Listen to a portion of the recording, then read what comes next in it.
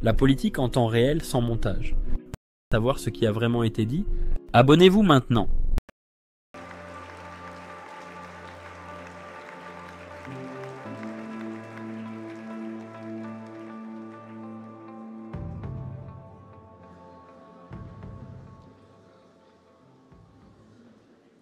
Mes chers camarades, cher Mathieu, merci de ton accueil ici à Nancy. Commençons, si vous le voulez bien, par un aveu un peu gourmand, un aveu un peu fier. Ce congrès a été un très beau congrès. Et je voudrais commencer par vous remercier, vous militantes, vous militants, sincères, dévoués, engagés, courageux, indulgents parfois, avec beaucoup d'entre nous. Je voudrais vous remercier pour l'accueil toujours bienveillant que vous nous avez réservé partout en France, dans vos fédérations, dans vos sections, et vous êtes définitivement le meilleur de notre parti. Je veux dire merci aux vieux grognards, là depuis toujours, comme aux jeunes socialistes, qui ne manquent jamais d'énergie pour nous rappeler à notre devoir de socialistes. Mais je voudrais aussi, en confidence, vous faire un petit aveu. Je me suis beaucoup amusé. Je me suis beaucoup amusé à débattre, à convaincre, à créer le Nouveau Populaire ou l'Académie Léon Blum. Je me suis beaucoup plu à vous écouter quand vous aviez des choses à nous dire. Et si vous m'y autorisez, j'aurai un mot tout particulier pour celles et ceux des militants qui m'ont accompagné dans ce congrès, des militants libres, désintéressés, enthousiastes, créatifs, récréatifs parfois. Merci pour votre enthousiasme, merci pour votre fraternité, merci pour vos sourires, merci pour nos fous rires. Et j'ose le dire, cette campagne n'a pas été seulement une campagne de camarades, ça a été à bien des égards une campagne de copains. Je voudrais aussi féliciter celles et ceux qui ont porté des contributions générales et fait vivre le débat démocratique dans notre parti. Mesurons le privilège qui est le nôtre. Je voudrais tout particulièrement féliciter et saluer Olivier Faure, notre premier secrétaire.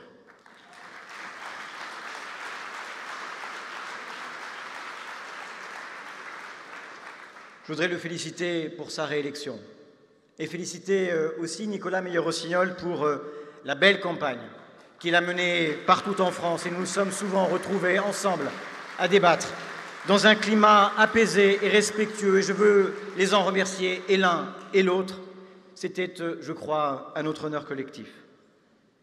Mes chers camarades, je suis venu avec dans mes bagages les paysans tourmentés de ma petite Chalosse, avec les ouvriers d'Arcelor rencontrés à Dunkerque, qui ont tout donné à leur entreprise, et l'entreprise veut tout leur reprendre. Je suis venu avec les aides-soignantes des EHPAD de Gironde, le cœur généreux et les bras fatigués. Je suis venu avec tous ces Français modestes, aux prises avec des services publics chamboulés par l'austérité. Je suis venu dans mes bagages avec ces hommes et ces femmes qui n'ont que leur force de travail pour vivre et qui n'en vivent pas toujours. Je suis venu avec celles et ceux pour lesquels le socialisme a été inventé. Ces hommes et ces femmes qui subissent les duretés de l'histoire avec sa grande hache. Je suis venu avec leur peur, avec leur colère, avec leurs espoirs, avec leur joie aussi. Ce congrès, mes camarades, beaucoup d'entre vous l'ont dit, est pour eux. Nous avons besoin de ce retour aux choses humaines sans lesquelles la politique manque de sincérité. Nous avons besoin d'un socialisme et d'un parti socialiste ancré dans la vie. Mais je suis aussi venu avec un rappel à l'ordre, celui qu'ils nous ont adressé un soir de juillet 2024, dans ma circonscription, celle du grand Henri Emmanuelli, comme dans beaucoup d'autres. Ce sont ces électeurs qui, pour plus d'1 sur 2 dans ma circonscription, ont trouvé plus utile à leur vie de glisser un bulletin Jordan Bardella que Boris Vallaud. Comme partout, ont trouvé plus utile de glisser un bulletin Rassemblement national plutôt que Parti socialiste. Mes camarades, la démocratie que l'on pensait menacée à ses marges est désormais menacée en son cœur. Et voilà que tout ce que nous avons construit de grand depuis 200 ans, le plus souvent sans l'extrême droite et même contre l'extrême droite, est menacé d'être emporté. Car oui, l'extrême droite a désormais l'organisation politique et la force sociale pour l'emporter. Nous devons avoir pour obsession obsédante, l'objectif de battre le Rassemblement national au premier tour des élections présidentielles. Alors je le dis aussi avec netteté, voilà pourquoi l'union des socialistes est nécessaire à l'union de la gauche de Glucksmann à Ruffin. Et je veux en son cœur un nom qui soit socialiste. À nous de le faire émerger, à nous de le porter haut jusqu'à la victoire.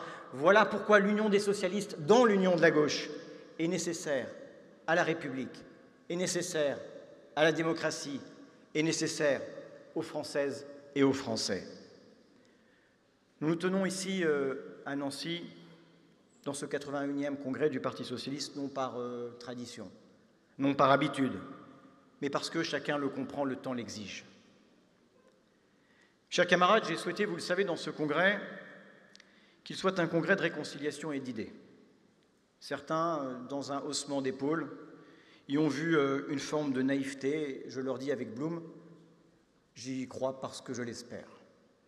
Et je plaide invariablement, et ici encore devant vous, cher Olivier, cher Nicolas, votre responsabilité est immense pour cette unité des socialistes. Et à vous, militants, je dis que c'est dans un même souffle et d'une même voix que vous devez réclamer l'unité, l'unité, l'unité, comme avant nous le grand Jaurès, comme avant nous le grand Blum, comme avant nous le grand François Mitterrand. Nous ne demandons pas l'unité par confort, mais par nécessité. Non pour nous rassembler dans le silence, mais pour marcher ensemble vers la clarté. Car il faut à nouveau faire de nos mots des armes, de nos idées des phares, de notre unité un front. Et je sais trop ce que la division nous coûte. Quand nous parlons d'unité, nous ne parlons pas de discipline vide ou de silence convenu. Nous parlons d'une unité qui éclaire, pas qui éteint, d'une unité qui élève, pas qui écrase, une unité forgée non pas dans la peur du conflit, mais dans l'amour du débat et de la vérité, car une idée vraie n'a jamais peur des voix sincères. Notre camp, celui des socialistes, n'a jamais été celui des résignés.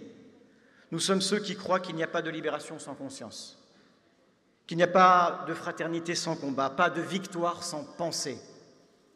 Et c'est cette pensée que nous avons à bâtir, ce fil rouge qui relie nos combats, ce socle que nul vent ne renverse. C'est cela que nous appelons, que j'ai appelé dans ce congrès l'unité dans les idées. Mes chers camarades, dans cette campagne, j'ai proposé aux socialistes orphelins d'une idée neuve et juste, une idée bien imparfaite sans doute, mais que je crois tranchante, celle de la démarchandisation, une aspiration profonde qui emporte l'adhésion populaire par la simplicité de son évidence.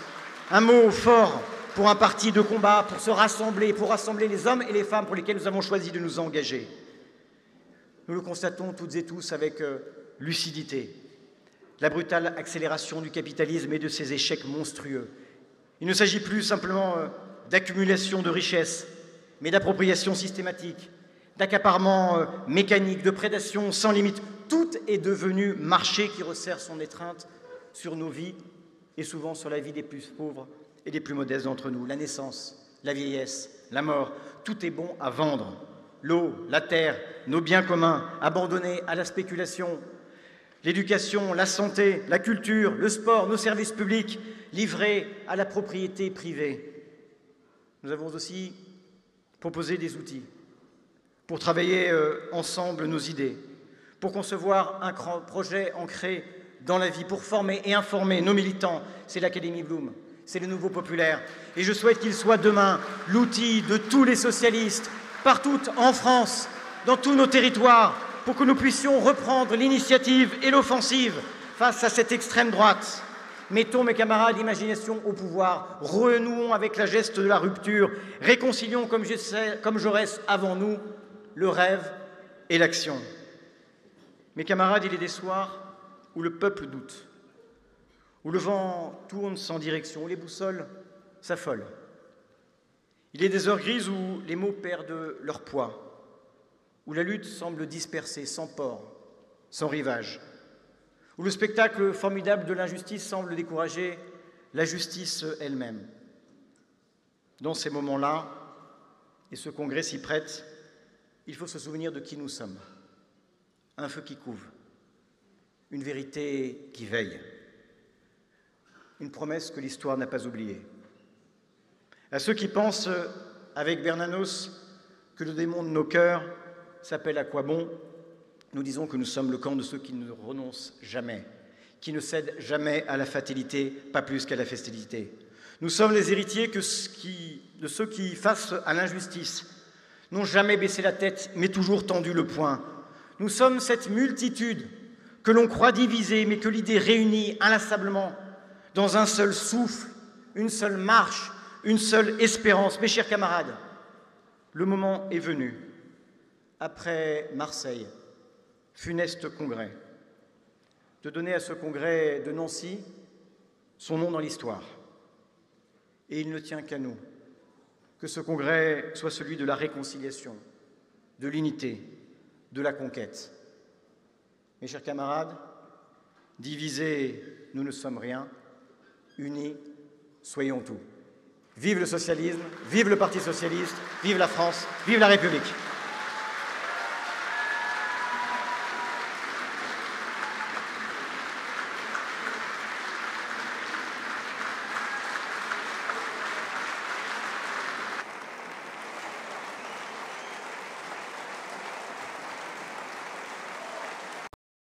Regardez cette vidéo. Ce que vous voyez ici est un projet citoyen créé grâce à l'engagement de personnes qui croient vraiment en une politique transparente et une documentation fiable. Si ce que nous faisons compte pour vous, soutenez-nous, partagez nos vidéos et aidez-nous à toucher le plus de monde possible. Nous croyons que seul un engagement commun peut rendre la politique plus claire et plus honnête. Si vous trouvez une erreur dans nos contenus, faites-le nous savoir. Ensemble, nous pouvons corriger l'imparfait et créer un espace pour un vrai dialogue ouvert. Ensemble, nous pouvons faire plus. Ensemble, nous pouvons changer la politique pour le mieux.